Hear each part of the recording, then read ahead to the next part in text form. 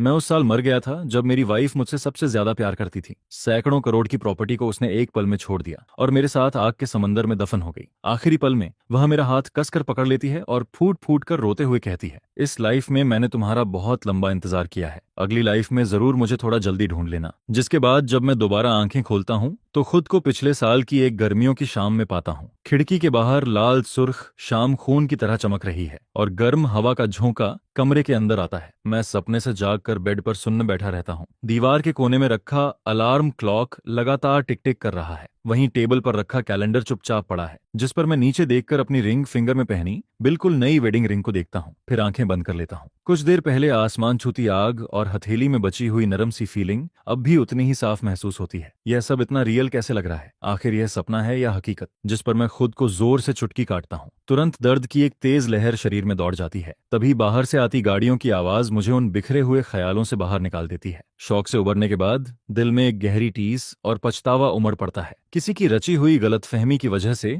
मैंने इतने सालों तक लियू रुयान से नफरत की थी। उसी दौरान मेरे बिजनेस राइवल्स हर तरह के तरीके इस्तेमाल करके उसे दबाते रहते हैं, जिससे वह घुटन भरी जिंदगी जीने पर मजबूर हो जाती है। और घर पर मैं भी उसके साथ बेहद ठंडा और बेरुखा व्यवहार करता रहा। जिस पर सबसे दुखद बात यह थी कि लियू रुयान के माता पिता बहुत पहले ही गुजर चुके थे। उसके पास कोई अपना भी नहीं बचा था। वह पूरी आधी जिंदगी अकेले ही अपने माता पिता की छोड़ी हुई कंपनी को संभालती रही। इसके बाद बहुत समय बीतने पर जब वह गलतफहमी दूर हुई, तब जाकर हमें सिर्फ 6 महीने की खुशियां नसीब हुईं। यहाँ तक कि हमारा एक बच्चा भी होने वाला था। लियू रुयान उस बच्चे को अपनी जान से भी ज्यादा संभाल कर रखती थी। तभी बटरमा लियू कमरे में आती है और मुझसे पूछती है, सर फूल पहुंच चुके हैं, क्या आप निकलने की तैयारी कर चुके हैं? जिस पर मैं हैरानी से पूछता हूँ, फूल? इस समय मेरा दिमाग अभी भी पूरी तरह उलझा हुआ था। मालियू फिर कहती है, क्या आप मिस मुकिकी से मिलने नहीं जाने वाले थे? मुकिकी का नाम सुनते ही मैं अचानक सन्न रह जाता हूँ, जैसे उलझे हुए धागों में अचानक एक सिरा मिल गया हो। आज वही दिन था। मुकिकी मेरी बचपन की दोस्त थी, इंटरमीडिएट थी, दारी और एक बेहद टैलेंटेड एक्ट्रेस भी। लेकिन अफसोस, एक एक्सीडेंट में उसका पूरा शरीर बुरी तरह जल गया था, जिसके बाद उसे लंबे समय तक हॉस्पिटल में रहना पड़ा। पिछली लाइफ में भी इसी दिन मैं फूलों का एक बुके लेकर हॉस्पिटल गया था और उसके साथ बर्थडे सेलिब्रेट किया था। लेकिन हॉस्पिटल से बाहर निकलने के बाद मैंने लियू रुयान को कार में बैठे देखा था। उसके चेहरे पर दर्द, उदासी और बेबसी साफ दिखाई दे रही थी। फिर भी मैंने कुछ समझाने की कोशिश नहीं की,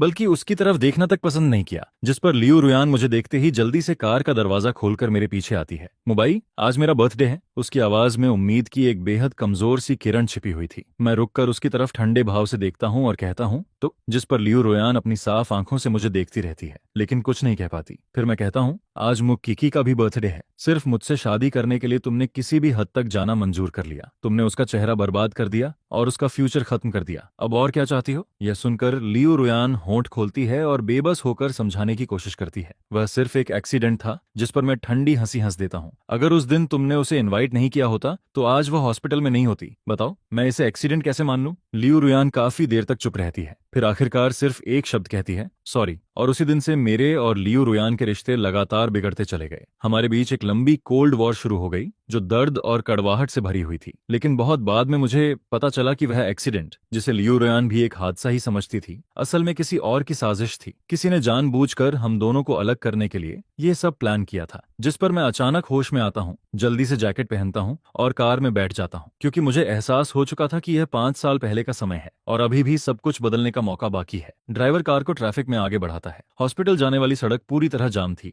जिस पर वह कहता है, सर क्यों ना आप मिस म्यू को कॉल करके थोड़ा इंतजार करने के लिए कह दें। मैं खिड़की के बाहर बदलती हुई ट्रैफिक लाइट्स को देखता हूँ और अचानक अपना फैसला बदल देता हूँ। हॉस्पिटल नहीं, कंपनी चलो। सच कहूँ तो लियू रुयान की कंपनी के बारे में मुझे ज्यादा कुछ पता नहीं था। जवान उम्र में उससे नफरत करने की वजह से मैं कभी वहां गया ही नहीं, जिसकी वजह से इस समय ऑफिस बिल्डिंग के नीचे खड़े होकर मैं खुद भी थोड़ा कंफ्यूज था। आखिर उसकी ऑफिस बिल्डिंग कौन सी है? आसपास से गुजरने वाले लोग मुझे उत्सुकता से देख रहे थे। आखिर मैं एक बड़ा सा बुके पकड़े, साफ सुथरे कपड़ों में किसी कॉलेज स्टूडेंट की तरह दिख रहा था, जो कन्फेशन करने आया हो। जिस पर मैं झेंपते हुए फोन निकालता हूँ और लियू रुयान का कॉन्टैक्ट खोलता हूँ। उसका नाम पूरा का पूरा सेफ था, यहाँ तक कि वह मेरी इमरजेंसी कॉन्टैक्ट तक नहीं थी। फिर मैं कॉल बटन दबा देता हूँ। मुझे लगा था कि काफी देर तक इंतजार करना पड़ेगा, लेकिन सिर्फ 2 रिंग के बाद ही दूसरी तरफ से कॉल उठ जाती है। फोन के अंदर से उसकी जानी पहचानी आवाज सुनाई देती है। कोई काम था? उसकी आवाज दोबारा सुनते ही मेरी आंखें भर आती हैं और मेरी आवाज भी अनजाने में भारी हो जाती है। लियू रुयान, तुम्हारा ऑफिस कहाँ है? मुझे नहीं मिल रहा। दूसरी तरफ शायद मीटिंग चल रही थी, जिस पर वह कुछ पल के लिए रुकती है और फिर कहती है,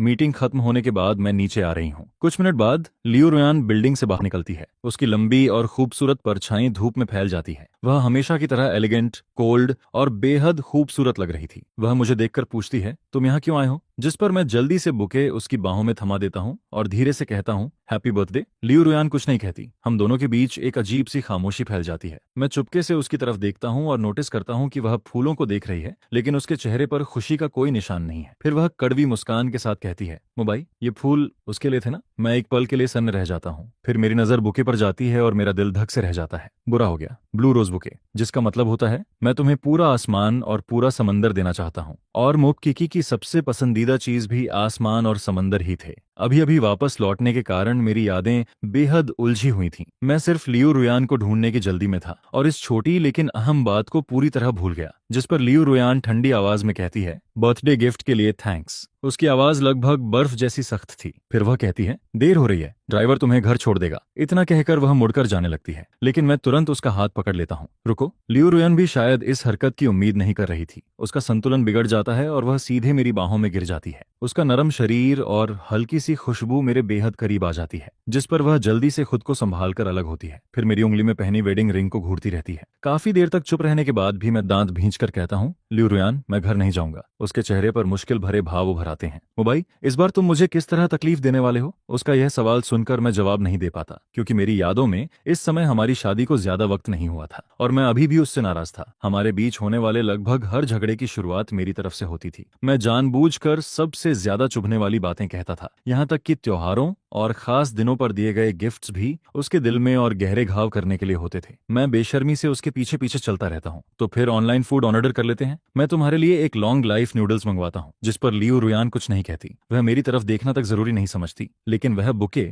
अब भी अपने हाथों में कसकर पकड़े रहती है। रास्ते में जब हम डस्टबिन के पास से गुजरते हैं तो मुझे लगता है कि वह बिना सोचे समझे उस बुके को सीधे उसमें फेंक देगी, लेकिन वह ऐसा नहीं करती। मैं उसके पीछे पीछे चलते हुए उसके ऑफिस तक पहुंच जाता हूँ, जिस पर मेरी नजर डेस्क पर रखे एक ठंडे पड़ चुके लंच बॉक्स पर जाती है। वह अब तक खुला भी नहीं था। यह देखकर मेरा दिल अचानक कसकर दर्द करने लगता है। मैं तुरंत फोन निकालता हूँ और उसके लिए लॉन्ग लाइफ नूडल्स ऑर्डर कर देता हूँ। हल्का सूप, कम नमक, बिना स्प्रिंग ऑनियन के, साथ में टोमेटो बीफ स्ट्यू और कुछ वेजिटेरियन डिशेस भी मंगवाता हूँ। और सारी डिशेस बिना मिर्च वाली थीं। पहले लियू रुयान हमेशा मेरी पसंद के हिसाब से खाना खाती थी। हर बार स्ट्रॉन्ग फ्लेवर वाला खाना ऑर्डर करती थी, लेकिन बाद में मुझे पता चला कि उसका स्टमक बिल्कुल ठीक नहीं था। ज्यादा तीखा, ज्यादा तेल वाला या ज्यादा नमकीन खाना उसके लिए अच्छा नहीं था। ऑर्डर करने के बाद मैं सोफा पर बैठ जाता हूँ, लेकिन समझ नहीं आता कि उससे क्या बात करूं। ऐसा लग रहा था जैसे जो भी कहूंगा सब गलत होगा। उधर लियू रुयान बुके का रैपिंग पेपर निकाल रही थी। शायद वह उन्हें वेस्ट में सजाना चाहती थी, लेकिन उन ब्लू रोजेस को देखते ही मेरे अंदर गुस्सा उमड़ पड़ता है, जिस पर मैं बिना सोचे आगे बढ़ता हूँ। बुके उसके हाथ से छीन लेता हूँ और सीधे डस्टबिन में फेंक देता हूँ। लियू रुयान हैरानी से मुझे देखती रह जाती है। गुलाब के कांटे से उसके अंगूठे में हल्की चोट लग गई थी और वहां से खून की एक बूंद निकल रही थी। वह थकी हुई सांस लेकर कहती है, मुबाई, क्या तुम्हारा ड्रामा खत्म हुआ? मैं भीतर का गुस्सा दबाने की कोशिश करता हूँ। आखिर यह लड़की कभी नाराज क्यों नहीं होती? ऐसा लगता है जैसे मिट्टी की बनी हो। फेंक दो इसे, मुझे पसंद नहीं है। मैं तुम्हारे लिए दूसरा बुके खरीदूंगा। जिस पर लियू रुयान टिश्यू निकालकर घाव पर दबाती है और आंखें झुकाकर बेबस आवाज में कहती है, छोड़ो, मैं ध्यान नहीं दूंगी। फिर मैं डस्टबिन से काला ट्रैश बैग उठाता हूँ और कहता हूँ, तुम यहीं रुको। इसके बाद मैं जल्दी से ऑफिस से बाहर निकल जाता हूँ। गर्मियों की शाम में सड़क किनारे कई फ्लावर वेंडर्स अपने ठेले लगाए खड़े थे। हालांकि उनकी फ्लावर्स क्वालिटी फ्लावर शॉप जितनी अच्छी नहीं थी, लेकिन इस समय मुझे उसकी परवाह नहीं थी। मैं एक एक स्टॉल पर जाता हूँ और वहां मौजूद सारी रेड रोजेस खरीद लेता हूँ। फिर साधारण से रैपिंग पेपर में उन्हें बांधकर एक बड़ा बुके तैयार करवाता हूँ। उसी समय फूड डिलीवरी भी पहुंच जाती है, जिस पर मैं एक हाथ में बुके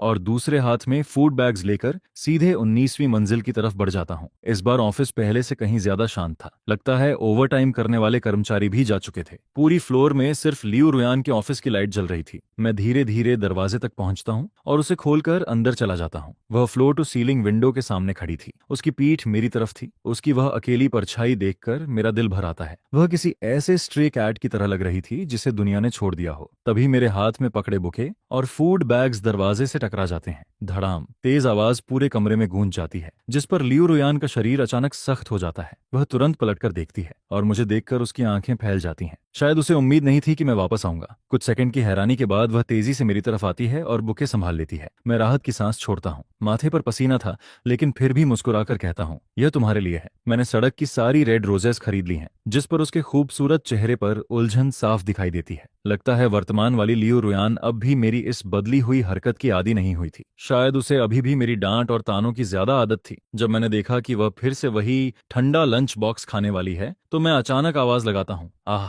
जिस पर लियो रुयान तुरंत मेरी तरफ देखती है और उसी पल मैं उसकी आंखों में चमक कर गुजरी चिंता को पकड़ लेता हूँ। मैं सोफा पर पीछे टिक जाता हूँ और थोड़ा चिढ़कर कहता हूँ, क्या तुम खुद का ख्याल नहीं रख सकती? इतना बड़ा बीफ पीस पड़ा है, दिखाई नहीं देता? सब्जियां भी नहीं खाती, इतनी बड़ी हो गई हो और अब भी चूसी ईटर बनी हुई हो, और ये नूडल्स खाओ, क्या मैं इन्हें सिर्फ सजावट के लिए लाया हूँ? इसके बाद पूरे आधे घंटे तक ऑफिस में मेरी लगातार चलती हुई बकबक गूंजती रहती है। ये भी खाओ, वह भी खत्म करो, इतना कम क्यों खा रही हो? वेजिटेबल्स खत्म करो, सूप भी पी लो। मेरे लगातार तंग करने के बाद आखिरकार वह गर्मा गर्म नूडल्स का पूरा बाउल खत्म कर देती है। मुझे डर था कि वह अभी भी भूखी होगी, जिस पर मैं 2 छोटे रोल भी उसके सामने रख देता हूँ और अपना एक टार्ट भी उसे दे देता हूँ। मैं इतना बोल चुका था कि मेरा गला तक सूख गया। तभी अचानक मेरे सामने एक ग्लास वाटर आकर रुकता है। मैं सिर उठाकर देखता हूँ, लियो रुयान मुझे चुपचाप देख रही थी। पहले पानी पी लो, फिर डांटना। यह सुनकर मैं हल्का सा मुस्कुरा देता हूँ। इस समय उसके चेहरे के भाव पहले से काफी नरम हो चुके थे। हालांकि उसकी आंखें अब भी शांत थीं, लेकिन उनमें पहले जैसी ठंडी सावधानी नहीं बची थी। मैं उसे गले लगाने की इच्छा को बड़ी मुश्किल से रोकता हूँ, फिर धीरे से कहता हूँ, लियो रुयान, आगे से हम दोनों अच्छे से रहेंगे, ठीक है? यह सुनकर वह कुछ पल के लिए चुप हो जाती है। उसकी आंखें गहरी हो जाती हैं, लेकिन वह मेरे सवाल का जवाब नहीं देती, बस चुपचाप बोल और चॉपस्टिक समेटने लगती है। कुछ देर बाद वह कहती है, जैकेट पहन लो। मैं ड्राइवर से कहती हूँ कि वह तुम्हें घर छोड़ दे, जिस पर मैं तुरंत बोल पड़ता हूँ, लेकिन मैं तो अभी आया हूँ। मैं थोड़ा और रुकना चाहता था, लेकिन वह जल्दी से दरवाजा खोलकर बाहर निकल जाती है, जैसे किसी चीज से भाग रही हो। असल में थोड़ा सा कचरा फेंकने के लिए किसी सीईओ को खुद जाने की जरूरत नहीं थी, जिस पर मैं मन ही मन निराश हो जाता हूँ। झूठ नहीं बोलूंगा, एक बार रीबर्थ लेने के बाद भी इस औरत को मनाना इतना मुश्किल होगा, मैंने कभी नहीं सोचा था। मैं सोफा पर बैठकर अगली स्ट्रैटेजी के बारे में सोचने लगता हूँ। सीधे जाकर हक करूं या पहले दिल की बात बताऊं और फिर हक करूं? इसी बीच अचानक फोन रिंग बज उठती है, जिस पर मेरे विचार बीच में ही टूट जाते हैं। मैं बिना ज्यादा ध्यान दिए कॉल रिसीव कर लेता हूँ। दूसरी तरफ से एक आवाज सुनाई देती है, एक ऐसी आवाज जिसे सुने बहुत समय हो चुका था, लेकिन जो अब भी बेहद परिचित थी। ब्रदर मू, आप कहाँ हैं? मेरे अंदर की सारी खुशी अचानक गायब हो जाती है। तभी मुझे याद आता है, अब भी एक इंसान बाकी है। तुम हो? मेरी आवाज में पहले जैसी गर्मजोशी बिल्कुल नहीं थी। दूसरी तरफ मुंह क्योंकि नरम आवाज में कहती है, मैं आपका बहुत देर से इंतजार कर रही हूँ। आपने कहा था ना कि आज बर्थडे मेरे साथ मनाएंगे, जिस पर पिछली लाइफ की सारी यादें मेरे दिमाग में वापस आने लगती हैं। मेरी उंगलियां धीरे धीरे मुट्ठी में बदल जाती हैं, इतनी कसकर कि उंगलियों के जोड़ सफेद पड़ जाते हैं। मैं अचानक पूछता हूँ, मुखी की, हम बचपन से साथ बड़े हुए हैं ना? वह मेरी भावनाओं में बदलाव महसूस कर लेती है। ब्रदर मू, हम फैमिली हैं, फैमिली। मैं इन 2 शब्दों को दोहराता हूँ, फिर अचानक पूछ बैठता हूँ, क्या तुम्हारे पास मुझसे कहने के लिए कुछ नहीं है? जिस पर दूसरी तरफ लंबी खामोशी छा जाती है। काफी देर बाद वह आह भरकर कहती है, सॉरी, मैंने आपसे छुपकर केक खा लिया था। यह सुनते ही मेरा पूरा शरीर ठंडा पड़ जाता है। मैं मुस्कुराना भी भूल जाता हूँ। फिर शांत आवाज में कहता हूँ, आज मेरे कुछ काम है, मैं हॉस्पिटल नहीं आ पाऊंगा। Happy birthday. इतना कहकर मैं कॉल काट देता हूँ, जिस पर मैं गहरी सांस लेता हूँ। दिल के अंदर अजीब सी बेचैनी उठ रही थी। मुझे वह फोन कॉल याद आती है जो किडनैपिंग से पहले मो क्यूकी ने की थी। उसने भी तब यही पूछा था कि मैं कहाँ हूँ। ये सोचकर मैं गहरी सोच में डूब जाता हूँ। वह इंसान जिस पर मैंने सबसे ज्यादा भरोसा किया था, लेकिन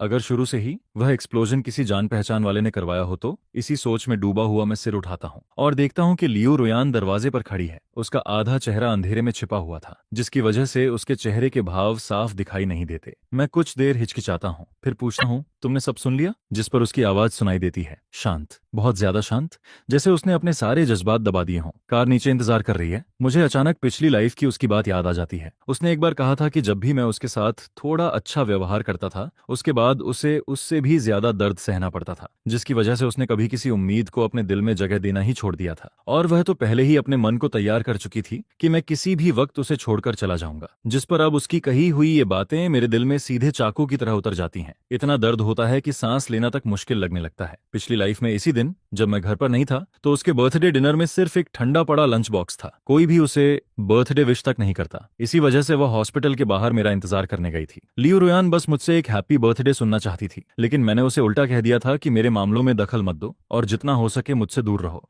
अब जब मुझे यह सच्चाई पता चलती है तो पछतावा मेरे सीने पर पहाड़ बनकर टूट पड़ता है, जिस पर वह नजरें फेर लेती हैं और धीरे से कहती है, सॉरी, मैंने ज्यादा बोल दिया। इसके बाद वह खुद को संभालते हुए कहती है, रात हो रही है, अगर तुम्हें हॉस्पिटल जाना है तो जल्दी जाओ। मैं अचानक उसका हाथ पकड़ लेता हूँ और बिना उसे मौका दिए अपनी उंगलियां उसकी उंगलियों में फंसा देता हूँ, जिस पर उसका पूरा शरीर एकदम सख्त हो जाता है। लेकिन हैरानी की बात यह थी कि वह हाथ नहीं छुड़ाती, बस भारी आवाज में पूछती है, मुबाई तुम क्या करना चाहते हो? क्या तुम्हें लगता है कि मैं अभी भी कम शर्मिंदा हुई हूँ? मैं उसकी पतली कमर को अपनी बाहों में भर लेता हूँ और बेहद दृढ़ आवाज में कहता हूँ, वाइफ हिलना मत। ये कुछ शब्द जैसे किसी जादुई सील की तरह काम करते हैं और वह पूरी तरह शांत हो जाती है, जिस पर मैं झुककर उसके ठंडे होंठों को किस करता हूँ। एक हाथ से उसकी कमर थामे हुए उसे धीरे से दीवार की तरफ ले जाता हूँ और बेहद सावधानी से उसे अपने करीब रखता हूँ। शुरुआत में उसका शरीर पूरी तरह सख्त था, फिर वह हैरान होती है और आखिर में धीरे धीरे खुद को मेरे हवाले कर देती है। वह आंखें बंद कर लेती है। उसकी सफेद ड्रेस अब पूरी तरह सिकुड़ चुकी थी, जिस पर अनजाने में उसके हाथ मेरी पीठ तक पहुंच जाते हैं और फिर वह मुझे कसकर पकड़ लेती है। दोनों एक दूसरे से चिपक जाते हैं। ऊपर जलती हुई लाइट कभी जलती है कभी बुझती है। बाकी की कहानी पेड कंटेंट है, तो उसे मैं आपकी तरफ से देख लेता हूँ। इसके बाद रीबर्थ के बाद से दिमाग में घूम रही सारी बातें फिर से सामने आने लगती हैं। जिस किडनैपर ने मुझे अगवा किया था उसका कभी लियू रुयान से संपर्क रहा था। वह एक ऐसा बॉस था जिसकी कंपनी दिवालिया हो चुकी थी। वहीं मुक्यूकी के साथ हुआ एक्सीडेंट भी कोई हादसा नहीं था। असल में यह सब मेरे सेकंड अंकल की साजिश थी। उसने जानबूझकर मुझे और लियू रुयान को अलग करने के लिए ये सब प्लान किया था। ये सारी बातें मुझे पिछली लाइफ के आखिरी साल में पता चली थीं, लेकिन एक बात आज तक समझ नहीं आई, मेरी लोकेशन हमेशा सीक्रेट रहती थी। फिर किडनैपर्स को मेरे बारे में इतनी सटीक जानकारी कैसे मिली, जिस पर मेरे दिमाग में सिर्फ एक ही जवाब आता है, मुकीकी का वह फोन कॉल और मौत से पहले उसकी कही हुई बातें। मुझे याद आता है कि लियू रुयान ने एक बार कहा था, थैंक्स मुक्यूकी, अगर वह नहीं होती तो शायद मैं तुम्हें ढूंढ ही नहीं पाती। कहते हैं जो इंसान किसी घटना के बीच में होता है वह सबसे कम समझ पाता है, लेकिन अब पीछे मुड़कर देखने पर मुझे लगने लगता है कि जिस बचपन की दोस्त पर मैंने सबसे ज्यादा भरोसा किया था, उस मुक्यूकी ने आखिर इस पूरी घटना में क्या रोल निभाया था। पिछली रात मैं ठीक से सो नहीं पाया था, ऊपर से मानसिक थकान भी बहुत थी, जिसकी वजह से अगली सुबह सिर भारी लग रहा था और मैं दोपहर तक सोता रह गया। शायद लियू रुयान पहले ही समझ गई थी कि मैं भूख लगने पर जागूंगा, इसीलिए लंच पहले से ही टेबल पर सजा हुआ रखा था। पूरा घर बेहद साफ सुथरा था, हर चीज अपनी जगह पर रखी हुई थी। मैं जल्दी से फ्रेश होकर खाना खाता हूँ और फिर लियू रुयान के स्टडी रूम की तरफ चला जाता हूँ। उसका कंप्यूटर अभी भी वीडियो मीटिंग पर चल रहा था। शाम की हल्की धूप फ्लोर टू सीलिंग विंडो से होकर अंदर आ रही थी और उसकी ठंडी, खूबसूरत और रॉयल सी दिखने वाली शक्ल पर पड़ रही थी, जिससे उसके चेहरे की सख्ती काफी नरम दिखाई दे रही थी। उसे देखते ही मेरा दिल एक बार फिर तेजी से धड़कने लगता है। सच में जितना ज्यादा देखो उतनी ज्यादा खूबसूरत लगती है। लियू रुयान की ऑब्जर्वेशन स्किल हमेशा से बहुत तेज रही थी, जिस पर जैसे ही मैं दरवाजा खोलता हूँ वह तुरंत मेरी तरफ देख लेती है। लेकिन मुझे इस तरह तैयार देखकर वह कुछ पल के लिए सन्न रह जाती है। मैं हल्की खांसी करके अपनी झिझक छिपाने की कोशिश करता हूँ, फिर उसके सामने जाकर बैठ जाता हूँ। इसी दौरान मैं फोन खोलता हूँ और देखता हूँ कि मुकीकी की 5 मिस्ड कॉल्स पड़ी हुई हैं। साथ ही कई मैसेजेस भी आए हुए थे, सभी कल रात के थे। शायद उस समय मैं आधी नींद में था, इसलिए फोन रिंग सुनकर भी नहीं जागा, जिस पर अचानक मुझे एहसास होता है कि मैं काफी देर से लियू रुयान को घूर रहा हूँ, लेकिन वह पूरी तल्लीनता से काम कर रही थी, जैसे उसे मेरी मौजूदगी का एहसास ही नहीं हो। मैं जानता था कि वह जानबूझकर इग्नोर कर रही है, इसलिए मैं पैर पर पैर चढ़ाकर बैठ जाता हूँ और उसके देखने की रेंज में जानबूझकर पैर हिलाने लगता हूँ। तभी लियू रुयान की आवाज अचानक रुक जाती है। कुछ सेकंड चुप रहने के बाद वह मीटिंग में कहती है, आज के लिए इतना काफी है, और मीटिंग समाप्त कर देती है। इसके बाद वह चेयर पर पीछे टिक जाती है और हल्का सा भौहें सिकोड़ती है। मुबाई, मैं मुस्कुराए बिना नहीं रह पाता। कल रात तक मैं उसके लिए ब्रोदर मुंह था और आज फिर मुबाई बन गया था। मैं जैकेट उठाकर उसके कंधों पर डाल देता हूँ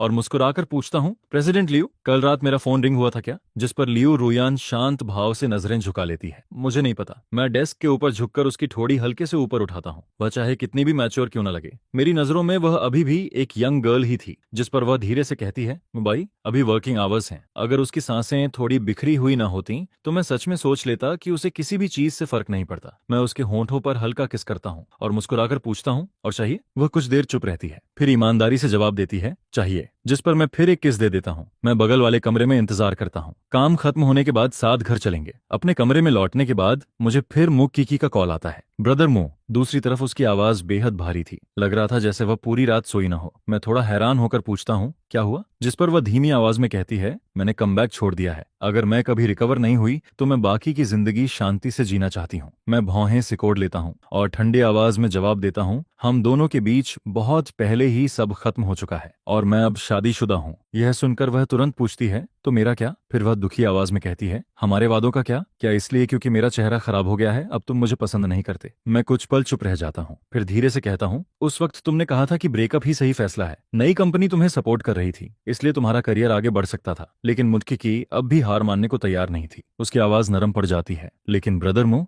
आपने कहा था कि आप मेरा इंतजार करेंगे। जिस पर मैं लंबी सांस लेकर पूछता हूँ, और मुझे कितना इंतजार करना चाहिए था? तुम्हारे पास बहुत मौके थे, लेकिन तुमने हमेशा मुझे इंतजार करने दिया। फिर मेरी यादें अतीत में लौट जाती हैं। सेकंड अंकल अपने फायदे के लिए किसी भी हद तक जा सकता था। मेरे माता पिता तो बचपन में ही मुझे मूर फैमिली के पास छोड़कर विदेश चले गए थे और वहां नई फैमिली बसा ली थी। मेरे लिए मैं सिर्फ मूव फैमिली का एक चेस पीस था। उधर मुंह की लगातार फिल्म इंडस्ट्री में सक्सेस हासिल कर रही थी और इधर मैं सेकंड अंकल के दबाव में पूरी तरह टूटता जा रहा था। उस रात मैंने उसे पूरी रात कॉल किया था, लेकिन उसने एक भी कॉल रिसीव नहीं की। अगले दिन जब मैंने स्क्रीन पर उसका फर्स्ट किस सीन देखा, तब मेरा दिल पूरी तरह टूट गया और आखिरकार मैंने सेकंड अंकल की शर्त मान ली। तभी फोन के दूसरी तरफ से मुकी की पूछती है, क्या तुम लियो रुयान से प्यार करने लगे हो? इस बार मैं बिना एक पल गंवाए जवाब देता हूँ, हाँ हाँ। इसके बाद मुकीकी ने मुझे मैसेज भेजना लगभग बंद कर दिया, लेकिन मेरे दिमाग में एक और बात लगातार घूमती रहती है। अगर मुझे पिछली लाइफ के असली कातिल तक पहुंचना है तो मुझे लियो रुयान की मदद चाहिए होगी, लेकिन उससे पहले मुझे उसे यह यकीन दिलाना होगा कि मैं सच में रीबर्थ लेकर वापस आया हूं।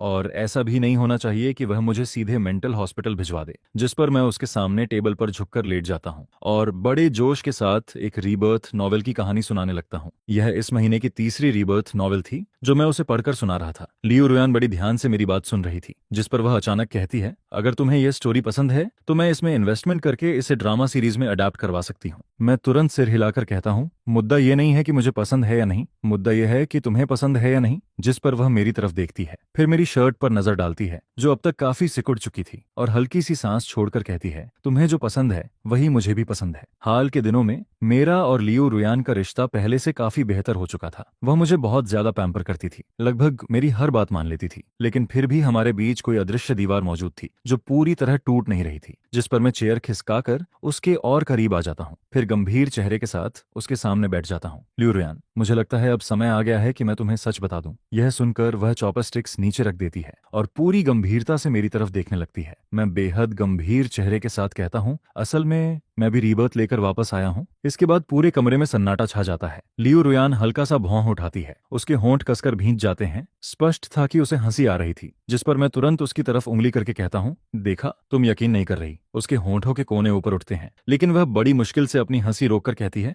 मैं यकीन करती हूँ। जिस पर मैं एक ही सांस में पिछली लाइफ की सारी बातें बताना शुरू कर देता हूँ। शुरुआत में वह ऐसे सुन रही थी जैसे कोई बच्चा फेयरी टेल सुना रहा हो। उसे लगता था कि यह शायद कोई नया मजाक है, लेकिन धीरे धीरे उसकी भौहें सिकुड़ने लगती हैं। मैं आगे कहता हूँ, जिस आदमी ने मुझे मारा था उसका सरनेम फेंक था। बाद में वह शायद तुम्हारी कंपनी का एम्प्लॉय बनता है और फिर अपनी कंपनी शुरू करता है। हालांकि अभी तो यह पिछले साल की बात है, इसलिए मुझे नहीं पता कि वह इस समय कहाँ है। और हाँ, मेरे सेकंड अंकल का भी इसमें हाथ था। आगे चलकर हमें उससे भी सावधान रहना होगा। लेकिन मेरी बात पूरी भी नहीं होती, तभी एक तेज फोन रिंग पूरे कमरे में गूंज उठती है, जिस पर मैं और लियो रुयान दोनों एक साथ फोन स्क्रीन की तरफ देखते हैं। मेरी लापरवाही की वजह से मुंह क्यूकी का कॉन्टैक्ट नेम अब तक नहीं बदला गया था, जिसे देखते ही लियो रुयान के चेहरे के सारे भाव गायब हो जाते हैं और वह फिर से अपनी पुरानी ठंडी मुद्रा में लौट आती है। वह खड़ी होती है और प्लेट उठाकर कहती है, मैं बर्तन धोने जा रही हूँ। वही एहसास फिर लौट आता है, जैसे वह मुझसे बच रही हो या फिर किसी चीज से डर रही हो। मैं दांत भींचता हूँ, फोन उठाता हूँ और उसके पीछे पीछे किचन में चला जाता हूँ। वह मेरी तरफ पीठ करके सिंक के सामने खड़ी थी। पानी की धार लगातार बह रही थी, जिस पर मैं बिना कुछ कहे स्पीकर ऑन कर देता हूँ। अगले ही पल मूचीकी की आवाज फोन से सुनाई देती है, ब्रदर मू, शायद यह आखिरी बार है जब मैं आपको कॉल कर रही हूँ। उसकी आवाज के साथ तेज हवा की आवाज भी आ रही थी, जिससे मेरा दिल अचानक धड़क उठता है। वह धीमी आवाज में कहती है, स्कूल बिल्डिंग की रूफ पर हूँ। ब्रदर मू, आपको याद है जिस दिन मेरे पेरेंट्स मुझे छोड़कर चले गए थे? आपने कहा था कि मू, फैमिली में भी कोई आपको सच्चे दिल से नहीं चाहता और आपने मुझे रोका था। उसकी आवाज में गहरा अफसोस था, लेकिन अब आपको मेरी जरूरत नहीं रही। मुझे जीने की कोई वजह नहीं मिल रही। जिस पर मेरा सिर झंझना उठता है, क्योंकि तुम कोई बेवकूफी मत करना। मैं जल्दी जल्दी कपड़े पहनते हुए कहता हूँ, वहीं रुको, मैं अभी आता हूँ। इसके बाद मैं कॉल काट देता हूँ, लेकिन जैसे ही पीछे मुड़ता हूँ, मैं देखता हूँ कि लियो रुयान अब भी सिंक के पास खड़ी थी। उसकी पीठ मेरी तरफ थी। पानी की आवाज लगातार गूंज रही थी, जैसे उसने कुछ सुना ही न हो। मैं बेचैनी में उसके पास पहुंचता हूँ। अरे, तुम अभी तक तैयार नहीं हुई? जल्दी कपड़े बदलो। मैं उसका हाथ पकड़कर खींच लेता हूँ, जिस पर वह हल्का सा लड़खड़ा जाती है और बड़ी बड़ी आंखों से मुझे देखने लगती है। तैयार हो जाओ, मेरा अकेले जाना ठीक नहीं लगेगा। आखिर मेरी वाइफ भी तो है। इसके बाद मैं फोन निकालकर झुंझलाहट में कहता हूँ, मैं पुलिस को कॉल कर रहा हूँ। यह मुकी की बिना स्टूडेंट्स की इवनिंग स्टडी अभी खत्म भी नहीं हुई। अगर वह इतने लोगों के सामने जंप कर गई तो क्या होगा। कुछ देर बाद लियू रुयान पूरी तरह तैयार होकर दरवाजे पर आ जाती है, जिस पर मैं हैरान होकर कहता हूँ, वाह, तुम तो बहुत जल्दी तैयार हो गई। उधर पुलिस पहले ही मौके पर पहुंच चुकी थी। उन्होंने मुझे कहा कि फिलहाल मुक्यूकी को दोबारा कॉल न करूं। उसे उम्मीद का एक धागा पकड़े रहने देना ज्यादा जरूरी था, ताकि वह कोई खतरनाक कदम न उठाए। इस दौरान स्कूल से स्टूडेंट्स को भी धीरे धीरे बाहर निकाला जा सकता था, जिस पर हम लोग तुरंत मौके की तरफ निकल पड़ते हैं। रूफ पर हवा बहुत तेज चल रही थी। चारों तरफ अजीब सी खामोशी थी। पुलिस मुक्कीकी से लगभग 5 मीटर दूर खड़ी थी। कोई भी उसके ज्यादा करीब जाने की हिम्मत नहीं कर रहा था, जिस पर पुलिस मुझे रूफ पर ले जाती है। एक ऑफिसर धीरे से कहता है, मिस्टर मू, वो सिर्फ आपसे मिलना चाहती है, कृपया थोड़ा समय निकालिए। रेस्क्यू टीम रास्ते में है। मैं एक बार लियो रुयान की तरफ देखता हूँ। वह पुलिस टेप के बाहर खड़ी थी और चुपचाप मुझे देखकर सिर हिलाती है, जिस पर मैं गहरी सांस लेता हूँ और धीरे धीरे आगे बढ़ता हूँ। मुक्कीकी रूफ के किनारे बैठी आकृति हल्की सी हिलती है और धीरे से पीछे मुड़ती है, जिससे उसका आधा जला हुआ चेहरा दिखाई देता है। ब्रदर मू, आप आ गए। उसे देखते ही मैं कुछ पल के लिए खो जाता हूँ। मुझे एहसास होता है कि उसे देखे हुए कितना समय बीत चुका है। पिछली लाइफ में लियो रुयान के साथ गलतफहमी दूर होने के बाद हम उससे कई बार मिलने गए थे, लेकिन मुक्यूकी हमेशा हमसे दूरी बनाकर रखती थी। शायद जिस इंसान से कोई सालों तक नफरत करता रहे और फिर अचानक पता चले कि वह दोषी ही नहीं था, तो उस नफरत को छोड़ना भी आसान नहीं होता। इसके बाद लियो फैमिली पर कई दुश्मनों का दबाव बढ़ गया था और हालात इतने खराब हो गए थे कि मैं घर से बाहर तक नहीं निकल पाता था। अगर पिछली और वर्तमान दोनों लाइफ जोड़ दूं तो शायद 1 साल से भी ज्यादा समय हो गया था जब मैंने उसे आखिरी बार देखा था। मैं धीरे से कहता हूँ, मुक्कीकी, पहले नीचे आ जाओ। लेकिन वह मेरी बात का जवाब नहीं देती, बस लगातार मुझे देखती रहती है, फिर अचानक मुस्कुराती है। मैं हमेशा सोचती थी कि मैं बाकी लोगों से अलग हूँ, लेकिन लियो रुयान सही कहती थी, मैं बहुत एक्सट्रीम थी। शादी से पहले आपने साफ कहा था कि हम सिर्फ फैमिली रहेंगे, लेकिन मैं और ज्यादा चाहती थी। मैं बहुत लालची थी। उसकी बातें सुनकर मेरे दिमाग में पुरानी यादें लौट आती हैं, जब हम दोनों एक दूसरे का सहारा बनकर बड़े हुए थे। जब उसे गुंडे परेशान करते थे तो मैं उसकी रक्षा करता था, और जब मुझे सेकंड अंकल घर से निकाल देता था तो वही बारिश में मेरे लिए खाना लेकर आती थी और मुझे अपने घर ले जाती थी, जिस पर एक पल के लिए मेरा दिल डगमगा जाता है। क्या वह सच में मेरी मौत की जिम्मेदार हो सकती है? तभी मुक्कीकी मुस्कुराकर कहती है, आपने वादा किया था कि हर साल मेरा बर्थडे मनाएंगे, एक बर्थडे सॉन्ग गा दीजिए, फिर मैं नीचे आ जाऊंगी। मैं धीरे धीरे बर्थडे सॉन्ग गाना शुरू करता हूँ और जैसे जैसे मैं गाता हूँ रूफ पर बहती हवा भी मानो शांत होने लगती है। अंधेरी रात में वह बर्थडे सॉन्ग दूर तक गूंजती रहती है, लेकिन गाते गाते मुझे अचानक कुछ याद आता है। ऐसा लगता है कि मैंने कभी लियो रुयान के लिए बर्थडे सॉन्ग नहीं गाया, जिस पर मैं मन ही मन तय कर लेता हूँ, घर लौटकर उसे जरूर सुनाऊंगा। आखिरकार सॉन्ग खत्म हो जाता है। मुक्कीकी धीरे धीरे खड़ी हो जाती है और दूर से मेरी तरफ देखकर कहती है, थैंक्स। कई साल हो गए आपकी आवाज में यह सॉन्ग सुने हुए, बहुत अच्छा लगा, लेकिन मेरे पास एक आखिरी सवाल है। उसकी आवाज अचानक ऊंची हो जाती है, ब्रदर मू, क्या आप अब भी मुझसे प्यार करते हैं? मैं बहुत देर तक चुप रहता हूँ, फिर धीरे से जवाब देता हूँ, तुम मेरी फैमिली हो। मुक्कीकी की गहरी आंखें अचानक भीड़ की तरफ मुड़ जाती हैं। ऐसा लगता है जैसे उसकी नजर लियो रुयान से मिल गई हो। रूफ पर चलती हवा अब और ठंडी लगने लगती है। मैं एक कदम आगे बढ़ता हूँ और कहता हूँ, मेरे साथ घर चलो, लेकिन मुक्कीकी अपनी नजरें वापस खींच लेती है, फिर मेरी तरफ देखकर मुस्कुराती है, ब्रदर मू, मैं आपसे प्यार करती हूँ। यह कहकर वह दोनों हाथ फैला देती है और अगले ही पल खुद को अंधेरी रात की तरफ छोड़ देती है। उस पल ऐसा लगता है जैसे समय रुक गया हो। मेरे शरीर का सारा खून मानो जम जाता है, जिस पर अगले ही सेकंड में पूरी ताकत से रूफ के किनारे की तरफ दौड़ पड़ता हूँ। लेकिन मैं देर कर चुका था। मैं सिर्फ खाली अंधेरे को देखता रह जाता हूँ। मेरा दिमाग पूरी तरह सुन्न हो जाता है और फिर कहीं नीचे से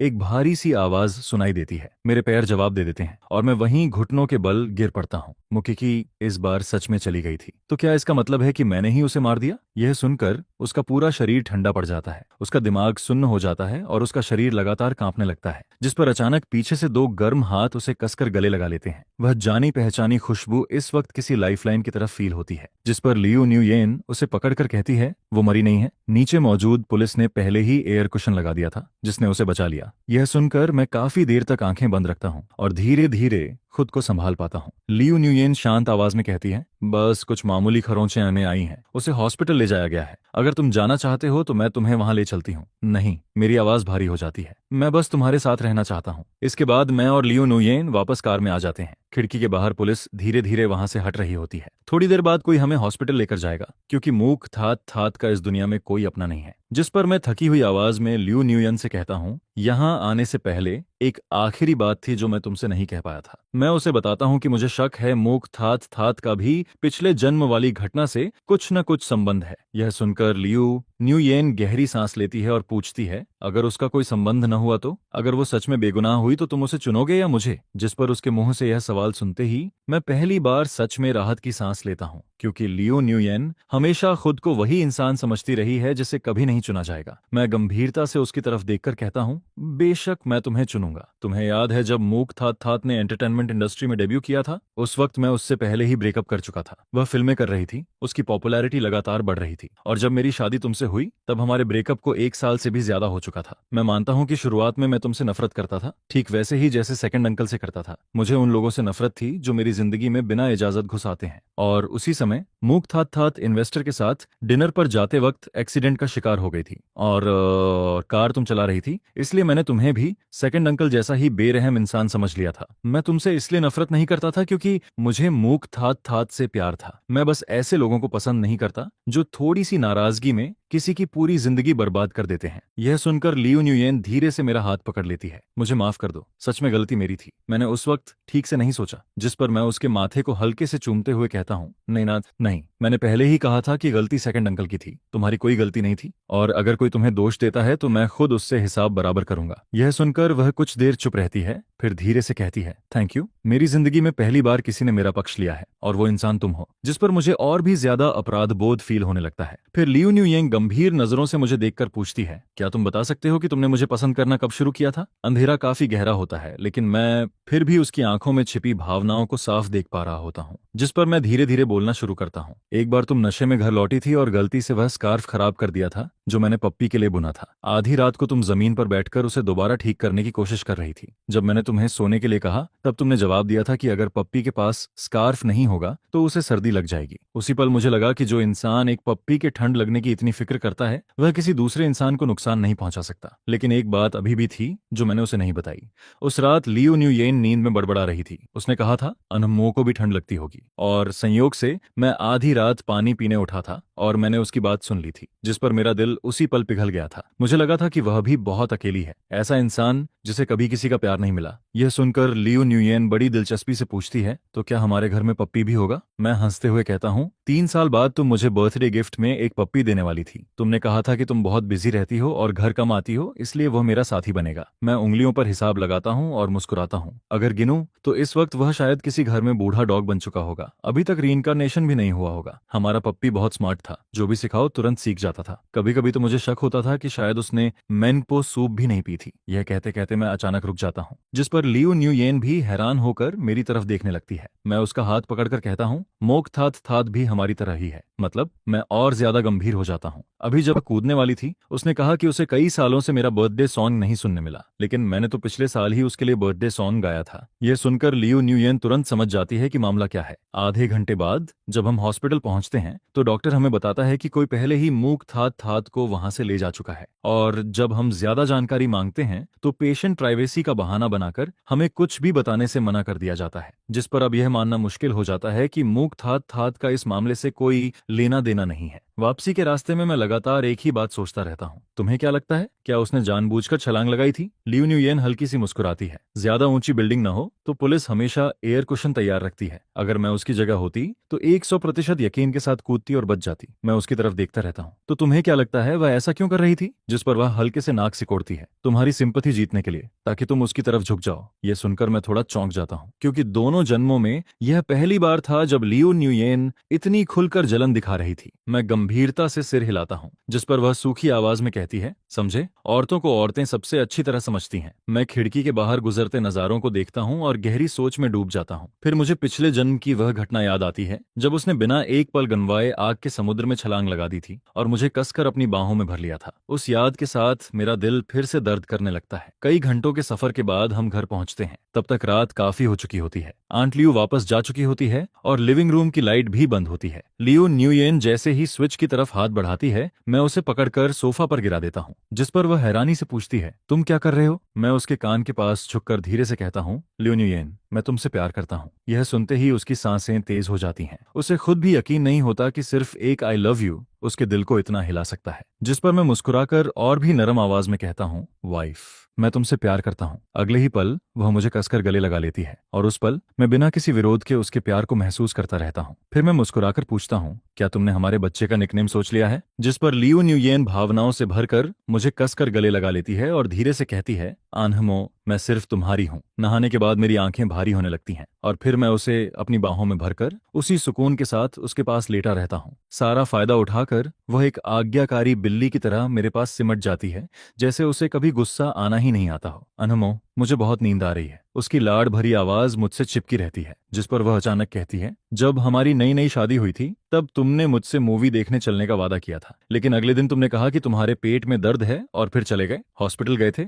या उससे मिलने गए थे? यह सुनकर मैं कुछ पल के लिए चुप हो जाता हूँ। मेरे लिए तो वह बहुत पुरानी बात हो चुकी थी। मैं याद करने की कोशिश करता हूँ। उस घटना का मूक थात से कोई लेना देना नहीं था। उस दिन मैं सच में हॉस्पिटल जाकर आईवी ड्रिप लगवा रहा था, लेकिन लियू न्यूयन के लहजे से साफ लग रहा था कि बात कुछ और है, जिस पर मेरी सारी नींद पल भर में गायब हो जाती है। मैं तुरंत उठकर बैठ जाता हूँ। यह देखकर लियू न्यूयन थोड़ा घबरा जाती है। सॉरी, रुको, पहले सॉरी मत बोलो। मैं पैर मोड़कर बैठ जाता हूँ। मैं नाराज नहीं हूँ, बस जानना चाहता हूँ, तुम्हें ऐसा क्यों लगा कि मैं मूक थात से मिलने गया था? अपनी क्षमता के हिसाब से लियू न्यूयेन आसानी से मेरा शेड्यूल पता कर सकती थी। उसे यह भी पता चल जाता कि मैं हॉस्पिटल में भर्ती था और ड्रिप लगवा रहा था, लेकिन उसने कभी जांच नहीं करवाई। जिस पर कुछ देर की चुप्पी के बाद लियू न्यूयेन आखिर सच बता देती है। मैं मूक थात की मोमेंट्स देख सकती थी। हम दोनों एक दूसरे की तरफ देखते हैं और दोनों की आंखों में एक जैसी हैरानी दिखाई देती है, जिस पर लियू न्यूयन अपना फोन निकालकर मुझे दे देती है। मैं जल्दी से मूक थात की प्रोफाइल खोलता हूँ, लेकिन जैसे ही उसकी मोमेंट्स की पोस्ट देखता हूँ, मेरा दिमाग सुन्न पड़ जाता है। 9 अगस्त, आज अनहमो मेरा बर्थडे मनाने वाले हैं। Thank you my love.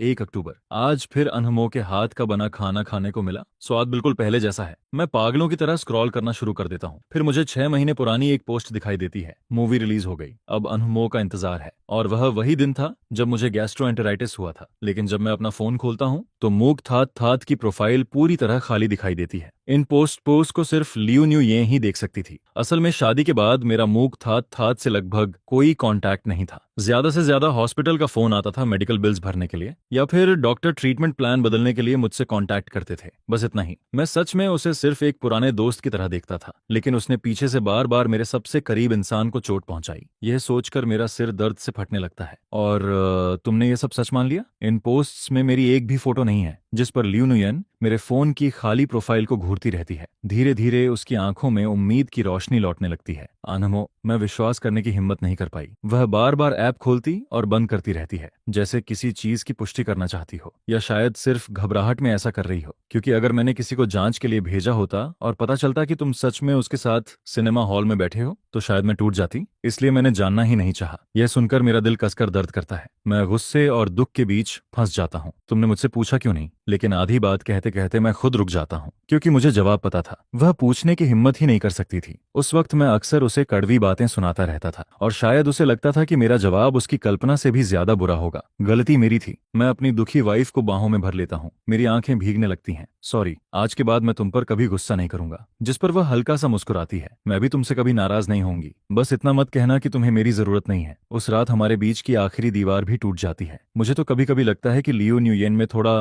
मासोचिस्ट वाला स्वभाव है। एक दिन डांट न पड़े तो जैसे उसे चैन ही नहीं आता। फिर एक शुरुआती ऑटम की सुबह मैं दोबारा गुस्से से फट पड़ता हूँ। लियू न्यूयेन, क्या तुम कंपनी में काम करते करते खुद को खत्म कर देना चाहती हो? क्या चाहती हो कि मैं तुम्हें बेस्ट एम्प्लॉय अवार्ड दे दूं? फोन के दूसरी तरफ से उसकी आकर्षक आवाज सुनाई देती है, लेकिन इस बार आवाज बुरी तरह बैठी हुई होती है। उसकी नाक भी बंद लग रही होती है, जिस पर वह हंसते हुए जवाब देती है, मैं अभी भी संभाल सकती हूँ। लेकिन उसी रात तड़के सुबह उसकी तबीयत अचानक बिगड़ जाती है। उसे तेज बुखार चढ़ जाता है। उसका पूरा शरीर तप रहा होता है। मैं तुरंत फैमिली डॉक्टर को बुलाता हूँ, दवा लिखवाता हूँ, फिर आधा मनाकर आधा जबरदस्ती करके उसे दवा खिलाता हूँ। इसके बाद पूरी रात उसके शरीर पर गीले तौलिए से पानी फेरता रहता हूँ, जब तक सुबह होने के करीब उसका बुखार उतर नहीं जाता। अगली सुबह मैं आंट लियू के लिए हल्का डाइट प्लान लिखकर छोड़ देता हूँ, ताकि लियो न्यूयन उठे तो वही खाना मिले। लेकिन जब मेरी आंख खुलती है तब सुबह के 10 बज चुके होते हैं और वह पहले ही कंपनी जा चुकी होती है। शायद पिछले जन्म की यादों की वजह से मैं उसकी सेफ्टी को लेकर बहुत सेंसिटिव हो चुका था। नाश्ता खत्म करते ही मैं आंट लियो के बनाए सूप का थर्मस उठाता हूँ और जल्दी से उसकी कंपनी पहुंच जाता हूँ, जिस पर सेक्रेटरी मुझे देखते ही घबराकर खड़ी हो जाती है। मैडम लियो अभी ऑफिस में है, फिलहाल किसी से नहीं मिल सकती। कोई बात नहीं, मैं इंतजार कर लेता हूँ। यह कहकर मैं ऑफिस के बाहर सोफा पर बैठ जाता हूँ और फोन चलाने लगता हूँ। कुछ देर बाद अंदर से बातचीत की आवाज आने लगती है, लेकिन लियो न्यूयन की आवाज आज बेहद ठंडी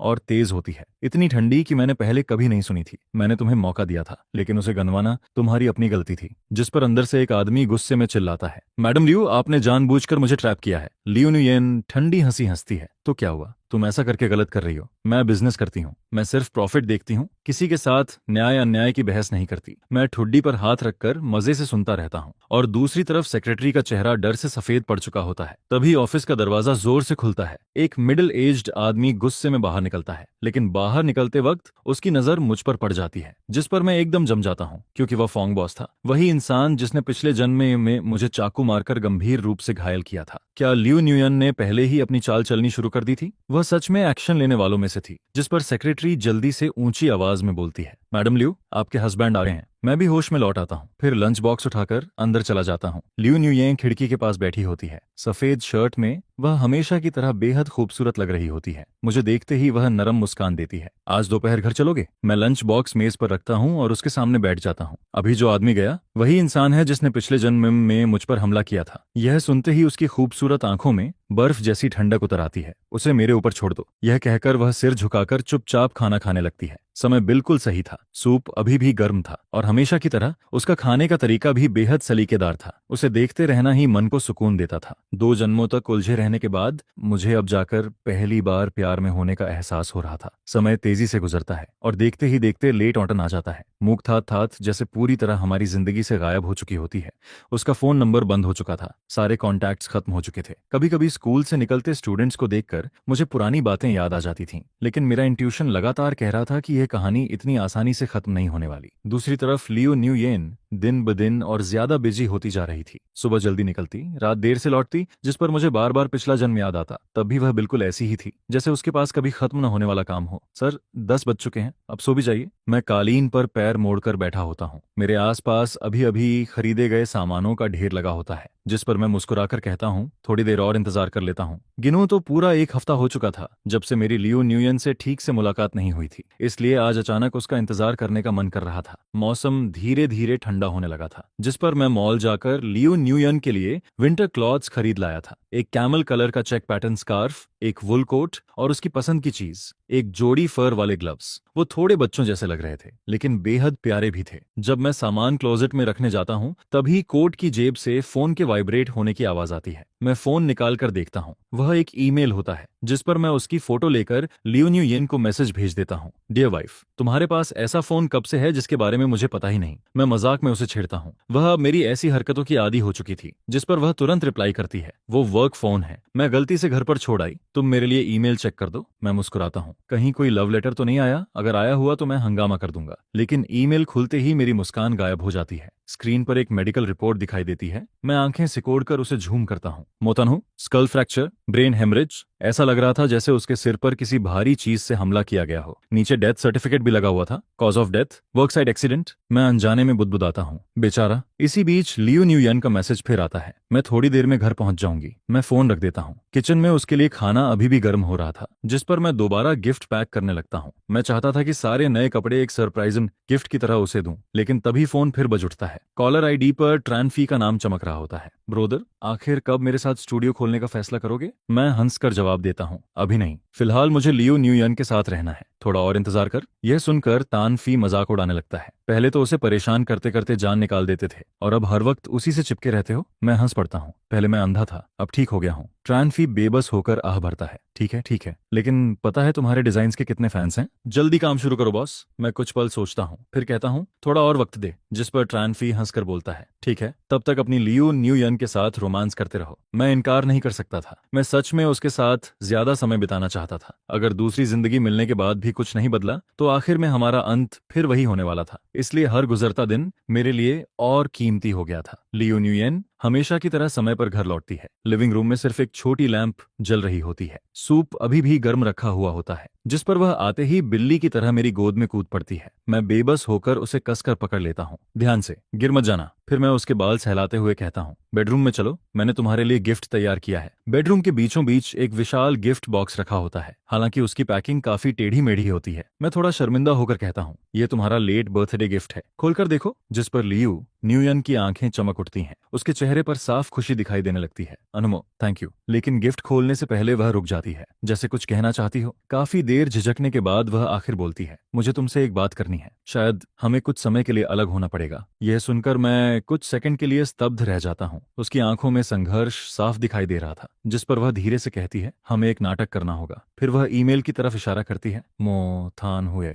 मु थत थत का पिता था। जिस रिपोर्ट को तुमने अभी देखा, उसमें लिखा था कि उसकी मौत कंस्ट्रक्शन साइट एक्सीडेंट में हुई, और कई साल पहले वह प्रोजेक्ट तुम्हारे सेकंड अंकल और मेरे पिता का जॉइंट प्रोजेक्ट था। यह सुनकर मेरे दिमाग में अचानक एक पुरानी याद उभर आती है। उस दिन मैं स्कूल रूफटॉप पर मूक थात थात को ढूंढने गया था। उसका चेहरा निराशा से भरा हुआ था। मेरा परिवार खत्म हो गया, अब मेरा कोई अपना नहीं बचा। उस वक्त मैं भी उसके पास धीरे धीरे गया था और उसे एक आइसक्रीम पकड़ा दी थी। मेरे पास भी कोई फैमिली नहीं है। देखो, ये चोट उन लड़कों ने बाथरूम में मुझे पीट कर दी है, और मेरे सेकंड अंकल को सिर्फ इस बात की चिंता है कि मैं उनके लिए मुसीबत क्यों बनता हूँ। मोक थात थात, वह कभी मेरी परवाह नहीं करेंगे। यह सुनकर मॉक धाट धाट नीचे उतरती है, आइसक्रीम पकड़ती है, फिर अचानक पूछती है, तुम्हारे सेकंड अंकल का नाम क्या है? मो मिनवियन। यह नाम सुनते ही उसकी आंखें बदल जाती हैं। क्या वही मो मिनवियन जो मो ग्रुप का मालिक है? मैं सिर हिला देता हूँ, जिस पर वह पहली बार मुझे इतनी गंभीर नजरों से देखती है। फिक्र मत करो, अब से हम फैमिली हैं। उस वक्त मैं उस नजर का मतलब नहीं समझ पाया था, लेकिन कई साल बाद मुझे एहसास हुआ। शायद नाम जानने से पहले वह सच में मुझे फैमिली मानना चाहती थी, लेकिन जैसे ही उसे मो फैमिली और मेरी पहचान का पता चला, उसे बदला लेने का एक रास्ता दिखाई दे गया। और शायद उसी दिन से उसका हर वादा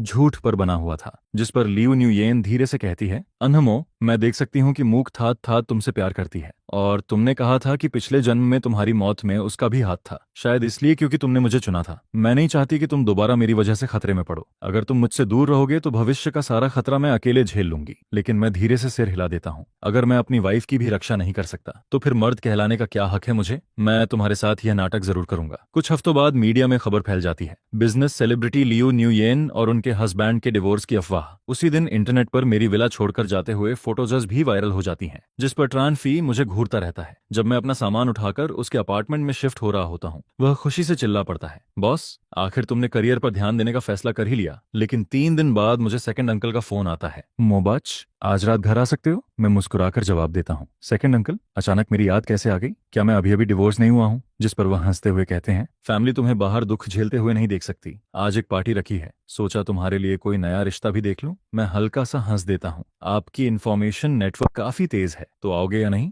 मैं समय पर पहुंच जाऊंगा। कॉल खत्म होते ही ट्रान फी चिंतित होकर मेरी तरफ देखता है, क्या तुमने अपने पेरेंट्स से बहुत पहले रिश्ता नहीं तोड़ लिया था? फिर वो फैमिली के मामलों में क्यों पड़ रहे हो? मैं शांत आवाज में कहता हूँ, मैं भी नहीं पढ़ना चाहता, लेकिन कुछ लोग लगातार मुझे मारने की कोशिश कर रहे हैं। उस रात मैं फॉर्मल सूट पहनकर मो फैमिली मैंशन पहुंच जाता हूँ। बैंक्वेट हॉल मेहमानों से भरा हुआ होता है, हर तरफ वाइन ग्लासेस टकराने की आवाजें आ रही होती हैं। जैसे ही मैं अंदर कदम रखता हूँ, सभी की नजरें मेरी तरफ मुड़ जाती हैं और चारों तरफ फुसफुसाहट शुरू हो जाती है। क्या यही मो फैमिली का यंग मास्टर है? क्या हमारी बेटी को उससे मिलवाना चाहिए? अगर रिश्ता बन गया तो कई साल की मेहनत बच जाएगी। मैं भीड़ के बीच से आगे बढ़ता हूँ, लेकिन तभी एक जानी पहचानी आवाज मेरे कानों में पड़ती है, जिसे सुने हुए काफी वक्त हो चुका था। मैं आवाज की दिशा में देखता हूँ और वहां भीड़ के बीच वाइन ग्लास पकड़े हुए लियो न्यूयंग खड़ी दिखाई देती है, को हमेशा की तरह सबसे अलग नजर आती है। उसके डिवोर्स की खबर सुनते ही न जाने कितने बॉस उसे अप्रोच करने लगते हैं और कई लेयर में उसे चारों तरफ से घेर लेते हैं। जिस पर लियो रोयान ठंडी नजर से मेरी तरफ देखती है और थू अना भी उसकी एक्टिंग में साथ देने के लिए मेरी तरफ देखती है। लेकिन मैं उसकी तरफ नहीं जाता, बल्कि दरवाजा खोलकर बालकनी की तरफ निकल जाता हूँ ताकि थोड़ी फ्रेश एयर ले सकूं। लेकिन बालकनी पर पहले से ही कोई मौजूद होता है, और वो कोई अनजान नहीं बल्कि मेरी पुरानी जान पहचान की मूक थात थात होती है। वह रेलिंग के सहारे खड़ी होती है। उसका जल्ला हुआ चेहरा अंधेरे में आधा छिपा रहता है और सिर्फ उसका खूबसूरत आधा चेहरा ही दिखाई देता है। अनमो, बहुत समय हो गया मिले हुए। जिस पर मैं एक पल के लिए रुक जाता हूँ। हाँ, बहुत समय हो गया। वह हल्का सा मुस्कुराती है। आप मुझसे इतने दूर दूर क्यों हो गए? यह सुनकर मैं अपने अंदर की बेचैनी को दबाने की कोशिश करता हूँ और एक गहरी सांस लेता हूँ। तुम ऐसा क्यों सोचती हो? मैं तो अभी तुमसे पूछने ही वाला था, आखिर तुम कहाँ चली गई थी? मेरा नंबर ब्लॉक कर दिया था ना? तुम तो काफी शरारती हो गई हो। जिस पर मैं पहले की तरह मजाक में उसके कंधे पर हाथ रख देता हूँ। तभी बालकनी के बाहर की रोशनी किसी किसी के कारण ढक जाती है, जिस पर मैं नजर घुमाकर देखता हूँ तो लियू रुयान खिड़की के पास लापरवाही से खड़ी होकर हमारी तरफ देख रही होती है। एमॉक्स दैट जवाब देती है, मैं सर्जरी करवाने गई थी। इसके साथ ही वह थोड़ा आगे झुकती है। धुंधली रोशनी उसके चेहरे पर पड़ती है और उसका जला हुआ हिस्सा अब काफी हद तक ठीक हो चुका होता है। ध्यान से देखिए, क्या मैं पहले जैसी लगती हूँ? जिस पर मैं उसे काफी देर तक देखता रहता हूँ और फिर कहता हूँ, हाँ, बहुत हद तक पहले जैसी। लेकिन यह कहते हुए मैं एक कदम पीछे हट जाता हूँ और हमारे बीच दूरी बना लेता हूँ। मैं तुम्हारे लिए सच में खुश हूँ। तभी अचानक दरवाजा खुलता है। चाचा अपने साथ कई मेहमानों को लेकर अंदर आते हैं। आइए, मैं आप सबको मिलवाता हूँ। यह मेरा भतीजा मोबाच है और इसके बगल में हमारी कंपनी की नई एक्ट्रेस मोकथात थात है। दोनों बचपन से एक दूसरे को जानते हैं। सच कहूं तो आज की पार्टी का मकसद इन दोनों की जिंदगी का सबसे बड़ा मामला भी तय करना है। यह सुनकर आसपास के मेहमान बधाइयां देने लगते हैं और मुझे तथा मोकथात थात को पूरी तरह घेर लेते हैं, जिस पर मैं भौहें सिकोड़ता हूँ। चाचा, मैं अभी। लेकिन मेरी बात पूरी होने से पहले ही मोकथात थात अचानक मेरा हाथ पकड़ लेती है और मुस्कुराकर कहती है, चाचास, आप चिंता मत कीजिए, आगे से मैं मोबाज का अच्छे से ख्याल रखूंगी। जिस पर मैं हल्का सा हाथ छुड़ाने की कोशिश करता हूँ, लेकिन उसकी पकड़ बहुत मजबूत होती है। ऐसा लगता है जैसे कुछ झोंक शरीर से चिपक गई हो। हालांकि आधे मिनट बाद वह खुद ही मेरा हाथ छोड़ देती है और मेहमानों से सोशल ग्रीटिंग करने लगती है। मेरा मूड बेहद उलझा हुआ होता है। उसके खाली होते ही मैं पूछता हूँ, तुम आखिर कब से मेरे चाचा के साथ मिल गई? जिस पर मूक थात थात धीरे धीरे अपने बालों को ठीक करती है। सिर्फ मौज फैमिली की मंजूरी मिलने के बाद ही मैं तुमसे शादी कर सकती हूँ। वैसे मेरी आंट के और भी प्लान्स थे, लेकिन तुम्हारे डिवोर्स ने मेरा बहुत काम आसान कर दिया। मैं उसके चेहरे को देखता हूँ, लेकिन अब वह मुझे डरावनी हद तक अजनबी लगती है। जिस पर मॉक दैट मुस्कुराती है। क्या हुआ, मुझे पहचान नहीं पा रहे? क्या आपको लग रहा है कि मैं उस एमोस दैट जैसी नहीं हूँ जो आपके दिल में थी? पहले मुझे हमेशा लगता था कि मूक थात थात की मुस्कान सूरज की तरह चमकती है,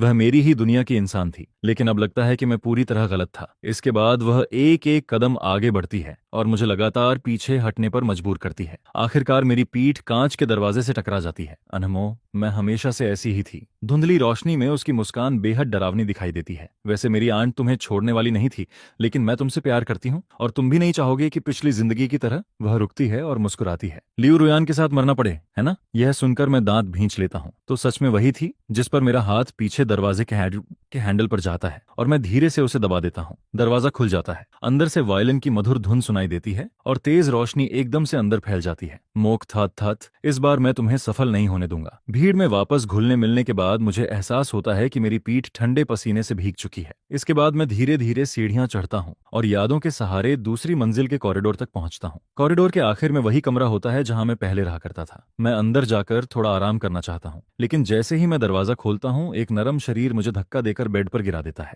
परिचित खुशबू मेरी सांसों में भर जाती है। लियू रुयान की मीठी और मैच्योर खुशबू मेरे आसपास फैल जाती है, जिसमें हल्की शराब की महक भी मिली होती है। वह धीमी आवाज में पूछती है, उसने तुम्हें कहाँ छुआ था? जिसके साथ ही एक गर्म किस मेरे कंधे पर गिरती है। कुछ देर की पैशनेट नजदीकियों के बाद मैं धीरे से पूछता हूँ, एम गे ना, पूरी तरह जलन में डूब गई हो क्या? जिस पर लियू रुयान की भारी आवाज सुनाई देती है, मैं किसी को भी तुम्हें छूने नहीं दूंगी, किसी को भी नहीं। मैं उसके बालों को सहलाता हूँ और कहता हूँ, मॉक दैट अब मेरे चाचा के साथ मिल चुकी है। वह मेरी हालत तक जानती है। तुम्हारे प्लान के बारे में भी उसे अंदाजा है। क्या तुम्हें अब भी पूरा भरोसा है? जिस पर लियू रुयान कुछ पल चुप रहती है।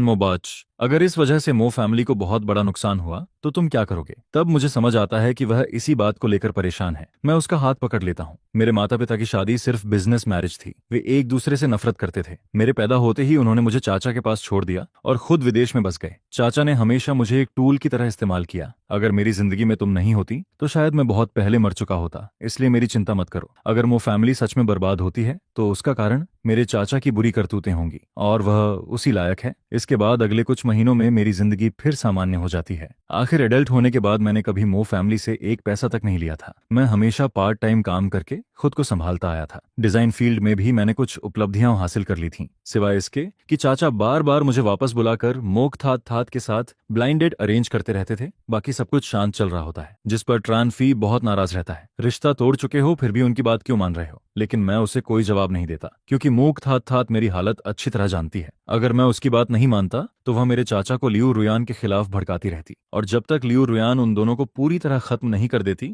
मुझे उन्हें व्यस्त रखना ही पड़ता है। ट्रानफी को टीवी देखना बहुत पसंद होता है। आजकल लियू रुयान अक्सर फाइनेंशियल चैनल पर दिखाई देती है और जब भी वह उसे देखता है गुस्से से भड़क उठता है। मोबाज, तुम्हारी दूसरी वाइफ को जरूर मेरे सामने लाना। वह रिमोट पकड़कर कांपते हुए लियू रुयान की तरफ इशारा करता है। ऐसी औरत को देखकर ही पता चल जाता है कि यह कोई अच्छी इंसान। मोबाज, तुम्हारी दूसरी वाइफ को जरूर मेरे सामने लाना। वह रिमोट पकड़कर कांपते हुए लियू रुयान की तरफ इशारा करता है। ऐसी औरत को देखकर ही पता चल जाता है कि यह कोई अच्छी इंसान नहीं है। अगर मैंने तुम्हें फिर ऐसी औरत से शादी करने दी तो मैं सिर के बल खड़ा होकर गोबर खाऊंगा। जिस पर मैं अपने डिजाइन ड्राफ्ट से सिर उठाकर बेबस हंसी के साथ कहता हूँ, दोस्त, इतनी पक्की कसम मत खाओ। अपने लिए पीछे हटने का रास्ता भी छोड़ दिया करो। आखिर अब तो मैं भी लियू रुयान से मिलने जाता हूँ तो चोरी छिपे ही जाता हूँ। हाल ही में शंदोंग में भारी बर्फबारी हुई होती है। मैं मोटा स्वेटर पहनकर कॉरिडोर से बाहर निकलता हूँ। लियू रुयान की कार नीचे खड़ी होती है। मौसम बेहद ठंडा होता है, लेकिन वह फिर भी कार के बाहर खड़ी होकर मेरा इंतजार कर रही होती है। उसके शरीर पर वही वूल कोट होता है जो मैंने उसे खरीदा था और गले में वही स्कार्फ होता है जो मैंने गिफ्ट किया था। जिस पर मैं उसकी तरफ हाथ हिलाता हूँ और ये देखते ही वह खुशी से छोटे छोटे कदमों से दौड़ती हुई आती है और सीधे मेरी बाहों में कूद पड़ती है। मैं जल्दी से उसे मनाते हुए कहता हूँ, बाहर बहुत ठंड है, चलो कार के अंदर चलते हैं। जिस पर कार की लाइट अचानक बंद हो जाती है। चारों तरफ अंधेरा छा जाता है। बस थोड़ी दूर खड़ा स्ट्रीट लाइट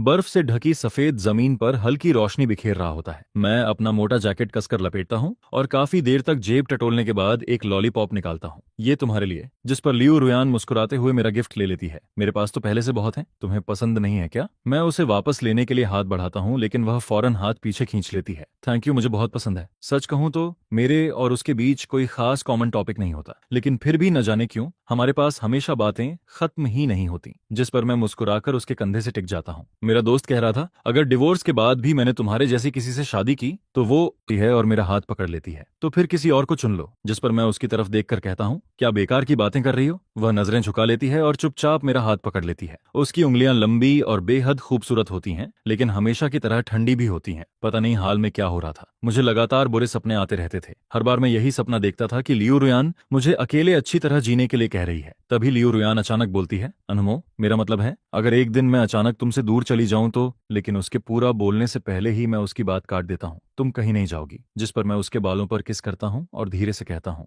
हम कभी अलग नहीं होंगे। अगली सुबह मैं और ट्रान फी जल्दी जल्दी टैक्सी में बैठते हैं और स्टूडियो जाने की तैयारी करते हैं। तभी मूक थात थात का फोन आता है। अनमो बैच, आप कहाँ तक पहुंचे? जिस पर मुझे अचानक याद आता है कि आज उसकी डेट का वादा था। सॉरी, मुझे जरूरी काम है। मूक थात थात पूछती है, कहाँ हो? एड्रेस भेज दो। लेकिन ट्रानफी जानता था कि मैं उसे पसंद नहीं करता, इसलिए वह मेरा फोन छीनकर सीधा कॉल काट देता है। उसी समय टैक्सी में रेडियो न्यूज चल रही होती है। हम दोनों कुछ देर तक सुनते रहते हैं, फिर अचानक चुप हो जाते हैं। मोक फैमिली के साथ कुछ हो गया? यह घटना बहुत पहले की जड़ से जुड़ी होती है। एक कंस्ट्रक्शन साइट पर बड़ा इंडस्ट्रियल एक्सीडेंट हुआ था, जिस पर ट्रानफी चिंता से मेरी तरफ देखता है, लेकिन मैं सिर हिलाता हूँ। मैं ठीक हूँ। मुझे उम्मीद नहीं थी कि लियू रुयान इतनी जल्दी एक्शन ले लेगी। पिछली जिंदगी की यादें मेरे दिमाग में घूम जाती हैं। उस एक्सप्लोजन के पीछे असली मास्टरमाइंड मेरा दूसरा चाचा ही था। धीरे धीरे मेरे दिल का बोझ हल्का होने लगता है। इस बार सब कुछ 10 साल पहले ही हो गया था। लियू रुयान की कंपनी तेजी से ग्रो कर रही थी और चाचा की ताकत अभी इतनी बड़ी नहीं हुई थी। शायद इस बार पिछली जिंदगी जैसी त्रासदी नहीं होगी। आज सड़क पर ट्रैफिक भी ज्यादा नहीं होता। टैक्सी ड्राइवर आराम से गाड़ी चला रहा होता है, लेकिन आधे रास्ते पहुंचते ही एक कार अचानक हमारी तरफ पूरी रफ्तार से आ जाती है और अगले ही पल मेरी आंखों के सामने अंधेरा छा जाता है। तभी दूर से किसी की आवाज सुनाई देती है, मोबाज, जल्दी आंख खोल बेवकूफ। धातु रगड़ने की तीखी आवाज मुझे नींद से जगा देती है। मैं मुश्किल से आंखें खोलता हूँ। मेरे हाथ पैर भारी हो चुके होते हैं। सामने स्टील पाइप दिखाई देता है और ट्रानफी उसी पाइप से बंधा हुआ बैठा होता है।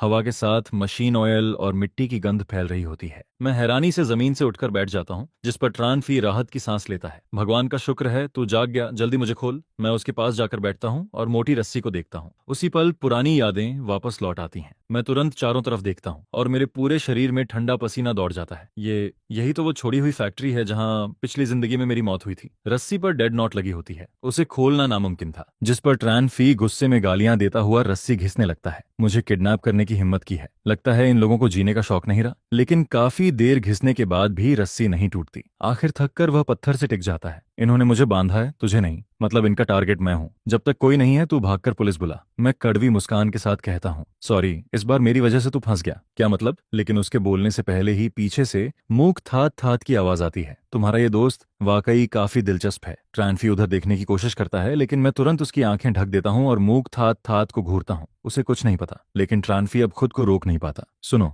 मैं यू फैमिली से हूँ। मुझे बांधने की हिम्मत की है तुमने। मेरे पिता तुम्हें इसकी कीमत चुकवा देंगे। यह सुनते ही मूक थात थात थात का चेहरा उतर जाता है, जिस पर मैं तुरंत कहता हूँ, तुमने सुन लिया, हमारे बीच की बात में यू फैमिली को घसीटने की जरूरत नहीं है। ट्रांफी के पिता राजनीति में थे और उसका बड़ा भाई पुलिस ऑफिसर था। अगर उसके साथ सच में कुछ हो जाता तो कोई भी चैन से नहीं रह पाता। मूक थात थात मेरी तरफ एक पेपर नाइफ फेंकती है। मैं तुरंत उसे उठाकर ट्रांफी की रस्सियां काट देता हूँ। कुछ मत देखना, सीधे घर जाओ और वहीं रहना। यह सुनकर ट्रांफी बिना पीछे देखे बाहर भाग जाता है। अब पूरी फैक्ट्री में सिर्फ मैं और सूख थात थात बचे होते हैं। वह मेरा हाथ पकड़कर खिड़की तक ले जाती है। देखो कौन आया है। मैं नीचे देखता हूँ और अगले ही पल मेरा दिल कसकर सिकुड़ जाता है। नीचे लियू रुयान खड़ी होती है। उसके सिर पर मेरे चाचा ने गन तान रखी होती है। मेरी उंगलियां ठंडी पड़ जाती हैं और हल्का कांपने लगती हैं। लेकिन मैं जानता था, जितना ज्यादा मैं चिंता दिखाऊंगा, लियू रुयान उतने ही बड़े खतरे में पड़ जाएगी, जिस पर मैं मजबूरी में आंखें बंद कर लेता हूँ। मेरा उससे डिवोर्स हो चुका है। उसके साथ जो भी हो, उसका मुझसे कोई लेना देना नहीं। मूक थात थात नीचे देखते हुए ठंडी आवाज में कहती है, चाचा उसकी एक टांग तोड़ दीजिए। अगले ही पल गनशॉट की आवाज गूंजती है। लियू रुयान की टांग से गहरा लाल खून बहने लगता है। वह एक घुटने पर गिर जाती है, फिर सिर उठाकर मेरी तरफ देखती है और सफेद पड़े चेहरे के साथ कहती है, मोक थात थात मोबैच यही है, उसे जाने दो। लेकिन मोक थात थात उसकी बात अनसुनी कर देती है।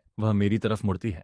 अनमो, खुश हो? पूरा शरीर मेरा ठंडा पड़ चुका होता है। मेरे मुंह से एक शब्द भी नहीं निकलता। जिस पर मूक थात थात फिर कहती है, चाचा दूसरी टांग भी। यह सुनते ही मैं उसका हाथ पकड़ लेता हूँ। मेरी आवाज कांप रही होती है। मत करो, मैं तुमसे विनती करता हूँ। अचानक उसके चेहरे की मुस्कान गायब हो जाती है, लेकिन उसकी उंगलियां मेरी कलाई को इतनी जोर से पकड़ लेती हैं कि जोड़ सफेद पड़ जाते हैं। वह चुनौती भरी नजर से लियू रुयान को देखती है। अगले ही पल मेरी ठुड्डी पकड़कर कहती है, मुझे किस करो। मैं पीछे हटने ही वाला होता हूँ कि वह तुरंत बोल पड़ती है, क्या तुम चाहते हो कि लियू रुयान मर जाए? जिस पर मेरा पूरा शरीर जम जाता है। मैं हिल भी नहीं पाता। मूक थात थात अपने होंठ मेरे होंठों पर रख देती है और उसी पल मेरे अंदर घिन की लहर दौड़ जाती है। मैं जोर से उसे धक्का देता हूँ और पीछे हट जाता हूँ। तभी नीचे से अचानक एक और गन शॉट सुनाई देती है। मेरा दिमाग एकदम खाली हो जाता है। मैं लड़खड़ाते हुए खिड़की तक पहुंचता हूँ, लेकिन नीचे लियू रुयान खून के तालाब में नहीं पड़ी होती, बल्कि मेरा दूसरा चाचा जमीन पर गिरा होता है। उसे पीठ में गोली लगी होती है और कुछ ही दूरी पर आर्मर्ड पुलिस की पूरी टीम तेजी से अंदर घुस रही होती है। कुछ ही पलों में पूरा इलाका पुलिस से घिर जाता है। यह देखकर मूक थात थात का चेहरा अचानक बदल जाता है और अगले ही सेकंड वह गन उठाकर सीधे मेरी तरफ तान देती है। उसे बिल्कुल उम्मीद नहीं थी कि पुलिस इतनी जल्दी पहुंच जाएगी। जिस पर मूक थात थात जल्दी से मुझे हैंडकफ लगाकर स्टील पाइप के साथ बांध देती है और खुद फैक्ट्री के एक ऐसे कोने में छिप जाती है जहां स्नाइपर उसे नहीं देख सकते थे। फिर वह जोर से चिल्लाती है, मेरे हाथ में एक्सप्लोजिव है, लियू रुयान को अंदर भेजो। अगर वो नहीं आई तो मैं मोबाज को अपने साथ मार दूंगी। जिस पर मैं तुरंत कहता हूँ, मूक थात थात शांत हो जाओ। लेकिन वह पागलों की तरह हंस पड़ती है। मैं बिल्कुल शांत हूँ। पिछली जिंदगी में तुम लियू रुयान के साथ मर सकते थे, तो मेरे साथ क्यों नहीं? उसकी आवाज लगातार और ज्यादा उग्र होती जा रही थी। मैंने सोचा था कि मैं सब कुछ बदल सकती हूँ, लेकिन तुम भी रीबर्थ लेकर वापस आ गए। आखिर क्यों? मेरा पुराना मोबाज मुझे वापस दो। तभी कुछ कदम दूर से एक परिचित और साफ आवाज सुनाई देती है, मैं आ गई हूँ, उसे छोड़ दो। यह सुनते ही मेरा दिल जोर से धड़क उठता है। लियू रुयान सच में आ चुकी थी। मैं गुस्से से चिल्ला उठता हूँ, तुम पागल औरत हो क्या? यहाँ क्यों आई हो? उसकी घायल टांग पर लगा खून अब सूख चुका होता है, लेकिन दूसरी मंजिल पर कदम रखते ही उसकी नजर सिर्फ मुझ पर टिकी रहती है, जैसे उसे डर हो कि मेरे साथ कुछ भी बुरा हो सकता है। जिस पर मूक थात थात मुझे पीछे खींच लेती है और गन सीधा लियू रुयान की तरफ तान देती है। लियू रुयान, इस बार हम कुछ नया खेलते हैं। वह दूर पड़े एक जैकेट की तरफ इशारा करती है, उसे पहन लो। मत पहनना। मैं पूरी ताकत से चिल्लाता हूँ, लेकिन मूक थात थात पागलों जैसी एक्साइटेड हंसी हंसने लगती है। अनमो, पिछली जिंदगी में लियू रुयान तुम्हारे साथ मरने को तैयार थी। अब मैं देखना चाहती हूँ कि तुम उससे कितना प्यार करते हो। उसकी आंखों में जुनून साफ दिखाई दे रहा था। मैं इस दिन का बहुत लंबे समय से इंतजार कर रही हूँ। आज या तो वो मरेगी या फिर तुम। जिस पर मैं भर्राई आवाज में चिल्लाता हूँ, लियू रुयान, यहाँ से चली जाओ। लेकिन ऐसा लगता है जैसे उसने मेरी बात सुनी ही नहीं। वह बिना झिझक जैकेट उठाकर पहन लेती है। तभी काउंटडाउन की पहली आवाज गूंजती है और मैं निराशा में आंखें बंद कर लेता हूँ। मूक थात थात मुझे जोर से आगे धक्का देती है। मौजबाज चुनो। मैं दोनों के बीच खड़ा होता हूँ और एक कदम लियू रुयान की तरफ बढ़ाता हूँ, लेकिन वह तुरंत आधा कदम पीछे हट जाती है। मोबाज, इधर मत आना, इसमें बॉम्ब है। उसकी आवाज बेहद गंभीर होती है, जिस पर मैं वहीं रुक जाता हूँ। मैं मौत से नहीं डरता था, लेकिन अगर मैं अभी मोक थात थात के सामने लियू रुयान को चुन लेता तो वह पागल होकर बॉम्ब समय से पहले एक्टिवेट कर सकती थी। तभी लियू रुयान धीरे धीरे खिड़की के पास पहुंचती है। वह मूक थात थात की तरफ देखकर कहती है, तुम्हारे पिता के लिए मुझे अफसोस है। फिर उसकी आवाज ठंडी हो जाती है, लेकिन तुम्हें मेरे पिता का नाम लेने का कोई अधिकार नहीं। यह सुनते ही मूक थात थात बुरी तरह भड़क जाती है। वह आधा कदम आगे बढ़ती है। तुम जैसी अमीर घरों में पैदा हुई लड़कियां क्या कभी सच्चे दिल से किसी चीज की परवाह कर सकती हैं? लेकिन लियू रुयान बिना डरे जवाब देती है, उस समय तुम्हारे पिता ने सेफ्टी रूल्स तोड़े थे, उन्होंने हेलमेट नहीं पहना था और कंपेंसेशन भी पूरी दी गई थी। फिर वह तिरस्कार भरी मुस्कान के साथ कहती है, असल में तुम सिर्फ एक कमजोर इंसान हो। यह सुनकर मेरा पूरा शरीर कांप उठता है। मुझे लग रहा था कि पूरी दुनिया पागल हो चुकी है। लियू रुयान का हर शब्द मुख थात थात के सबसे गहरे जख्म पर वार कर रहा था। मैं समझ ही नहीं पा रहा था कि वह ऐसा क्यों कर रही है। क्या उसे अपनी जान की परवाह नहीं थी? तभी मुख थात थात अचानक एक लाइटर निकालती है और जमीन पर फेंक देती है। अगले ही पल चारों तरफ आग भड़क उठती है। तब मुझे एहसास होता है कि उसने पहले से ही पूरी फ्लोर पर गैसोलीन फैला रखा था। आग की लपटें तेजी से फैलने लगती हैं, जिस पर मूक थात थात लाल आंखों के साथ मेरी तरफ बढ़ती है। आग की रोशनी में उसका अधजला चेहरा पहले से भी ज्यादा डरावना लग रहा था। मुबाज, तुमने मुझे क्यों नहीं चुना? उसकी आवाज कांप रही थी। अगर तुम पहले ही कह देते कि तुम्हें मेरे जैसे बर्नड फेस वाली लड़की पसंद नहीं, तो मैं अपने साथ इतना क्रूर व्यवहार कभी नहीं करती। यह सुनकर मैं जैसे बर्फ के पानी से नहा गया, क्योंकि आखिरकार मुझे सच्चाई समझ आ चुकी थी। वह सच में पागल हो चुकी थी। मूक थात थात कड़वी हंसी हंसती है। अगर मैंने ऐसा नहीं किया होता तो मैं तुम्हारे अपराध बोध का फायदा उठाकर लियू रोयान की जानकारी कैसे निकालती? सालों तक उसने अपने असली चेहरे को छिपा कर रखा था, लेकिन अब उसकी जेंटल मास्क पूरी तरह टूट चुकी थी और उसके पीछे सिर्फ जुनून और पागलपन बचा था। अनमो, अगर तुमने मुझे चुना होता तो आज ये सब नहीं होता। वह रिमोट कंट्रोल निकालती है। अब जो हुआ है उसका जिम्मेदार सिर्फ तुम हो। उसकी आंखों में पागलपन भर चुका था। मेरे साथ नरक में चलो। अगले ही सेकंड गनशॉट की आवाज गूंजती है। साथ ही खिड़की का कांच भी जोरदार धमाके के साथ टूट जाता है और फिर मुझे कुछ भी सुनाई देना बंद हो जाता है। मेरे कानों में सिर्फ तीखी सीटी जैसी आवाज गूंज रही थी, जैसे कोई सुई लगातार मेरे दिमाग में चुभ हो रहा हो। धुंधली चेतना के बीच